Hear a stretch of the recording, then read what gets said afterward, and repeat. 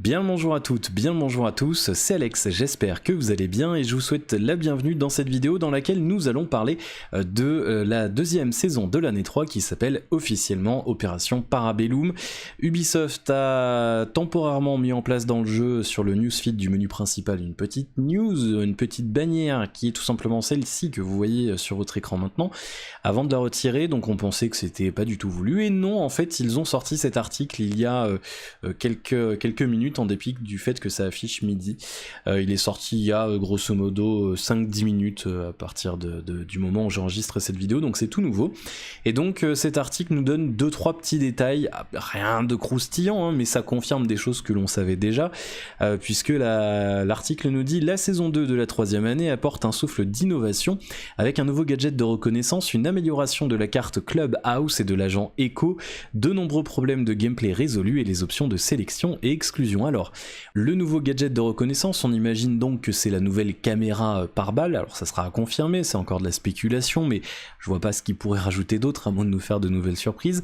Une amélioration de la carte Clubhouse, je vous en parlais dans la dernière vidéo, donc c'est confirmé, ça arrivera bien avec la prochaine saison, et le buff de Echo auquel on avait pu avoir droit au dernier TTS. Il s'agit en fait d'un deuxième drone tout simplement, et de la réduction du temps de recharge de ces espèces de décharges soniques sur ces drones. Donc ça c'est plutôt cool, pas mal de problèmes de gameplay résolus, ce qui est plutôt cool aussi. On parlait sur Reddit récemment vous savez, du fait de mettre des boucliers en travers devant des fenêtres qui empêchent les attaquants de rentrer par les fenêtres. Et bien ça visiblement ça sera corrigé, donc ça sera plutôt pas mal.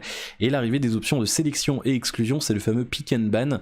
Vous savez, donc c'est ce système qui arrive pour l'instant uniquement en Pro League, mais qui devrait arriver dans les prochains mois, voire les prochaines années, au moins en classé d'après les développeurs. C'est le fait de eh bien tout simplement de bannir deux opérateurs en attaque, deux opérateurs en défense pour une game en entier. Donc ça c'est plutôt pas mal. Au niveau du gameplay, on doit s'attendre à de nombreuses améliorations. C'est assez vague, mais on verra ce que ça donne dans les prochaines semaines. La manière dont est géré le drop shooting. Alors ça, vous savez, c'est ce fameux système quand on rencontre quelqu'un sur une carte, le fait de se coucher directement en commençant à tirer. Ça s'appelle le drop shooting, et c'est un problème assez emmerdant sur Rainbow Six. Vous me direz d'ailleurs ce que vous en pensez dans les commentaires. Peut-être que vous adorez ça et que vous le faites très régulièrement.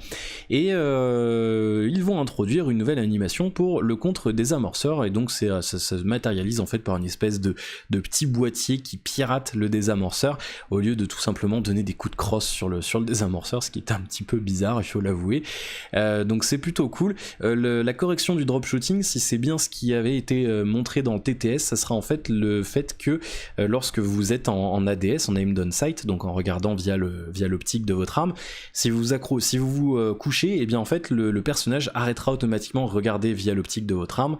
Et une fois que vous serez couché, que l'animation sera terminée, il regardera à nouveau dans l'optique de votre arme. Donc c'est censé rendre le dropshotting plus compliqué, voire l'éliminer, mais je pense qu'on n'éliminera jamais. Donc c'est plutôt cool, on va avoir droit à une nouvelle phase sur le TTS, et on pourra donc faire part des commentaires sur le site R6Fix, qui est plutôt sympa, c'est un tracker de bugs. On aura sans doute l'occasion d'en reparler lorsque le TTS sera en ligne. Nous sommes impatients de voir essayer de toutes nouvelles stratégies grâce au nouveau système de sélection exclusion. Ça offre une couche de stratégie supplémentaire aux équipes, c'est exactement ce que je vous expliquais.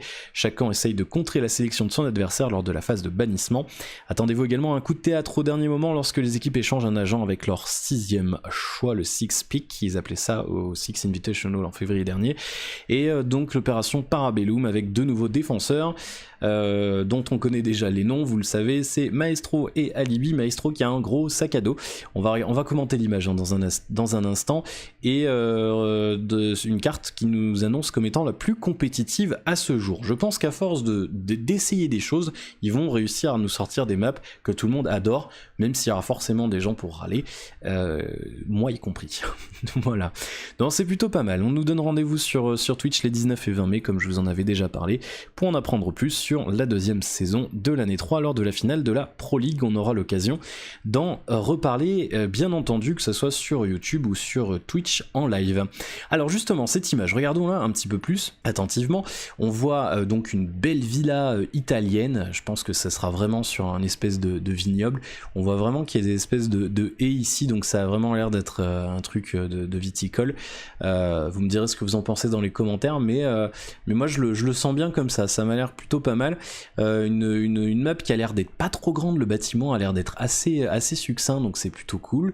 Il y a l'air d'avoir une espèce de cave, peut-être, c'est sur une colline. Alors moi je dirais plutôt qu'il y a une espèce de cave ou de sous-sol ici, un premier étage, un rez-de-chaussée, peut-être un premier étage, et puis cette tour qui a l'air d'être plutôt cool, qui fait vachement penser à la tour de la map Oregon.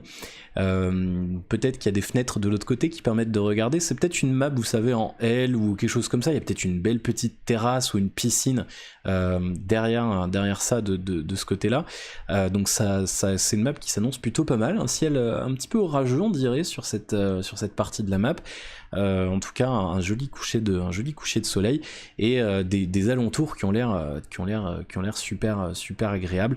Une map pleine de verdure qui va changer un petit peu des dernières maps. C'est vrai que Tours, on était sur un gratte-ciel, et puis c'est vrai qu'après oui, la map parc d'attractions était assez sombre, assez dark.